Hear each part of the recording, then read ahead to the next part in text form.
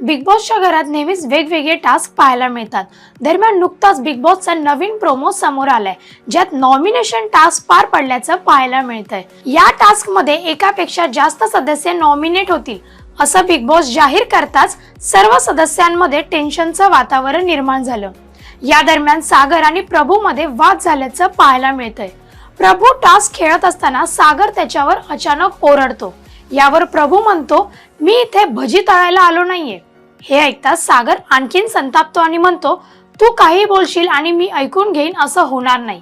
यानंतर राकेश आणि विशाल मध्ये सुद्धा खटके उडाल्याचं पाहायला मिळतंय।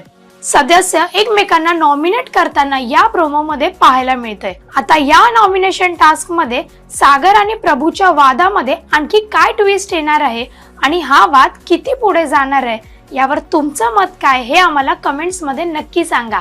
आणि पाहायला विसरू नका बिग बॉस मराठी सीझन 6 फक्त आपल्या कलर्स मराठी आणि जिओ हॉटस्टार वर कधीही।